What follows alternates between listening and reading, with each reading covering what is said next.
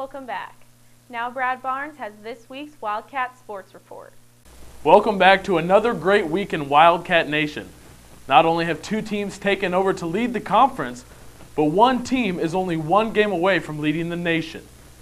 The Baker men's soccer team came into a schedule that many people thought was too tough, but the only thing too tough is waiting for the Cats to get to the playoffs. After taking out number 1 ranked Hastings College and ending a 39-game winning streak, nothing seems impossible. Nate Hauser and the Cats took on the Benedictine Ravens for the homecoming game on October 22nd. It was also senior night for the Wildcats, and they represented well with a 3-0 victory. O'Dane Sinclair was a force all night, recording the first goal and giving Baker a quick 1-0 advantage. Sean McAllister added the second goal in the 37th minute on an assist from Nick Ebmeyer, and then back came Sinclair with his second goal to seal the victory for the Cats.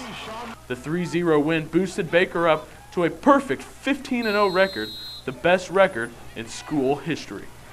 The women's soccer team matched up against Benedictine College as well on the 22nd. The Lady Wildcats fought against the Ravens all night and ended regulation with no score. As the game went into overtime, the Wildcats found opportunities on the offensive side but could not capitalize. A great defensive effort led by Maggie Dupes' 5 saves pushed the game into overtime, and the Wildcats would not let this game get away. Finally, midway through the second overtime, Ashley Mock found a seam and punished the Ravens with a goal, ending the game and giving Baker another win over hat competition. Baker stands at 9-3-1 and will look to end the season strong with wins over Culver Stockton and Missouri Valley College.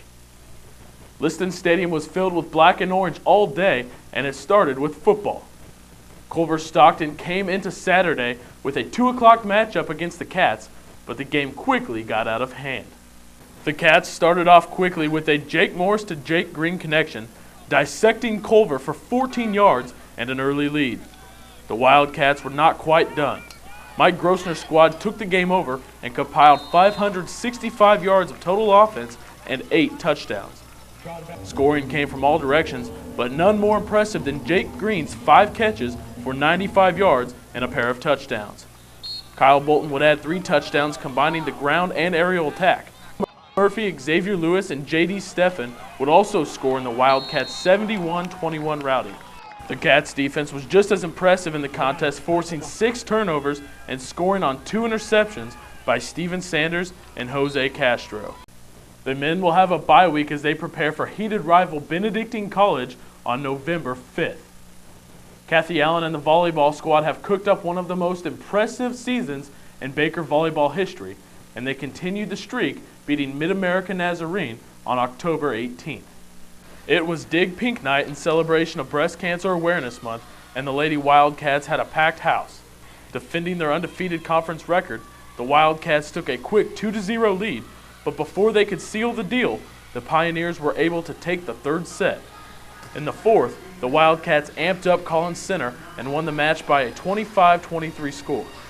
With the win, Baker takes sole possession of the Heart of America Conference and also pushes themselves to a game-and-a-half lead.